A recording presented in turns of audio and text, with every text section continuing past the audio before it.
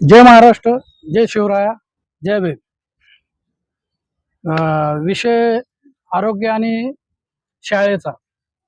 आपले साहेबांनी आपल्याला मेसेज टाकला होता की ह्या विषयावरती चर्चा झाली पाहिजे. तर त्यांचा कॉल आला आणि मी चर्चेसाठी त्यांच्याकडे पवईमध्ये आलो. तर ह्याच विषयावरती आपण चर्चा करायला आलो की शाळा आणि आरोग्य जर मोफत झालं तर महाराष्ट्रामध्ये काय चेंजेस होऊ शकतात हे साहेबांना आपण विचारणार आहे. जय भीम, जय महाराष्ट्र. जय भीम. तर तुम्हाला काय वाटतं की जर हे सरकारी दवाखाने हे पूर्णपणे जर मोफत झाले तर आपल्या महाराष्ट्राला कुठली चालना भेटू शकते? विनोद साहेब, असं आहे विषय की आपल्या भारतामध्ये बरं. आणि आपल्या कायद्यामध्ये आपण ह्या देशाचे नागरिक असताना बरं. ह्या देशामध्ये हे मोफत असलंच पाहिजे नागरिकांना, कारण आपण टॅक्स पेअर आहात. बरोबर. प्रत्येक विषयाचा आपण अगर एखाद्या दुकानामध्ये अगर मेणबत्ती सुद्धा विकत घेतो तर मेणबत्ती विकत घेतो म्हणजे त्या मेणबत्ती मागे सुद्धा आपला 18% टॅक्स जातो. बरं. मग ते टॅक्सच्या मार्फत, टॅक्सच्या माध्यमातून आपल्याला आरोग्य, जे काही आपल्या ज्या गरजा आहे ते भारतीय सरकारने हे पूर्ण केल्या पाहिजे. पण विषय असा होतो ना की म्हणतात ना, एक मराठीमध्ये म्हणे, आंधळ दळतंय आणि कुत्रं पीठ खातं. बरोबर. हा, बरोबर. ह्या पद्धतीने गव्हर्नमेंटचा हा काळा कारभार त्यांचे अधिकारी काय करत असतील. आपण ठामपणे त्यांच्यावर आरोप पण नाही करू शकत. विषय असा आहे की भरपूर अशा हॉस्पिटल आहेत की त्या हॉस्पिटलमध्ये असं आहे की डॉक्टर चिठ्ठी लिहून देतो, तुमची रक्त तपासणी बाहेर करून घ्या, तुमची सोनोग्राफी बाहेर करून घ्या. कित्येक महिलांना त्रास आहे, कित्येक अशा म्हणतात ना ज्येष्ठ नागरिकांना सुद्धा त्रास आहे. या त्रासामुळे काय होतं, एखादा सर्वसामान्य गरीब, एकदम गरीब शेतकरी वर्गातले ज्यांची उत्पन्न म्हणजे काहीच नाही, शून्य उत्पन्न, ते जाणार कुठे? ते न्याय मागणार कोणाला मागणार? आणि सरकार त्यांच्याकडे लक्ष देत नाही. हा, 2 रुपयाच्या गोळ्या देतात आणि 100 रुपयाच्या बाहेरून घ्या. हो, 100% तसंच असतं. तर ह्या गोष्टी तुम्हाला वाटतं की ह्या सगळ्या ह्या बदल झाला पाहिजे. बरं. कारण कसं आहे, क्रांती ही युवा पिढीपासून तयार होते. बरं. कारण आज एखाद्या आपण सरकारी दप्तर कार्यालयामध्ये गेलो की तिथे काय होतं, फेऱ्या मारायला होतात. सारख्या फेऱ्या. रुग्णालयात जावा तुम्ही, तिथे फेऱ्या मारायला होतात. सरकारी दवाखान्यात गेलं, हा तुम्ही सोमवारी या, तुम्ही मंगळवारी या, तुम्ही बुधवारी या. तसं तुम्ही तहसीलला गेलं तरी तसंच. तुम्ही प्रत्येक सरकारी तुम्हाला हे म्हणायचं आहे की ज्या वेळेला एखाद्या रुग्णाला ताप येतो तर त्याला 2 गोळ्या टॅबलेट देतात, घरी पाठवतात. घरी जावा, घरी तुम्ही मेले तर तुम्ही तुमचे जबाबदार. म्हणजे हे चुकीचं वाक्य. हे चुकीचं आहे.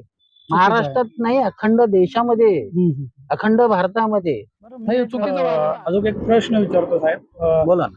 विषय जो सरकारी दवाखाना असतो त्याच्या अवतीभोवती ना आपले इतके मेडिकल असतात, आरोग्य चाचण्या असतात, तर म्हणजे त्यांच्यामध्ये मी याबाबत इन्व्हेस्टिगेशन केलेलं आहे, थोडीशी चौकशी केलेली आहे. जेमतेम करून भरपूर असे आहे ना, जे दवाखान्यामधले जे कर्मचारी आहे, डॉक्टर आहे, हे आहेत, भरपूर असे कर्मचारी कमिशनवर चालतात, त्यांचे संलग्न असतात. त्यांचे 20%, 30%, 40% असे पर्सेंटेज वर असतात. अच्छा. अशी मी माझे एक मित्र होते, मेडिकल हॉस्पिटल, म्हणजे हॉस्पिटल जे मेडिकलला आहे ना, त्यांचं एक एजन्सी होती जे औषधं पुरवण्याची. तर मी त्यांच्यासोबत असे फिरायला वगैरे जायचो.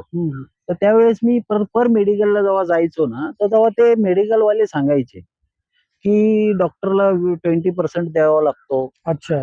किंवा ह्या विषयातून 20%, त्याच्यातून 10%, त्यातून 40%.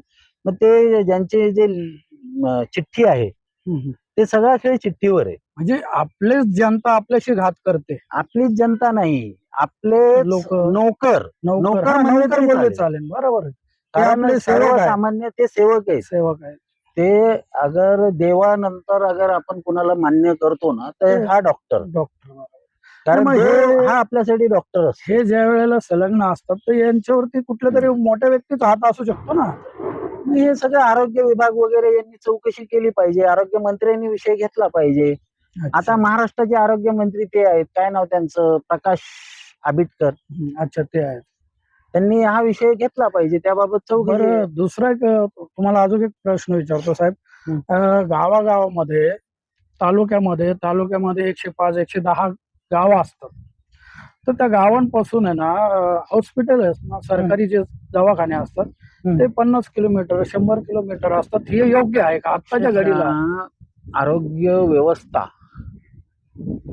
भरपूर असे वाईट आहे महाराष्ट्रात. म्हणजे मी महाराष्ट्राचे दौरे केले, बर माझी मराठवाडा संघटना असल्यामुळे अच्छा हा मी भरपूर ठिकाणी असे दौरे केले, बघितलं. तर जिथे जिथे असे आहेत की जिथे सरकारी रुग्णालय, हम्म. तिथे डॉक्टरच नाही. अच्छा तिथे कुणीतरी कंपाऊंडर नाही, जे असतो. मोठे दवाखाने आहेत तिथे डॉक्टर आणि नसतात का जवळपास? छोटे छोटे छोटे छोटे जे छोटे. आरोग्य विभाग तालुक्याच्या वगैरे, आसपासचे. तालुका वगैरे आरोग्य विभाग वगैरे टाकून ठेवलेले हा. असतात.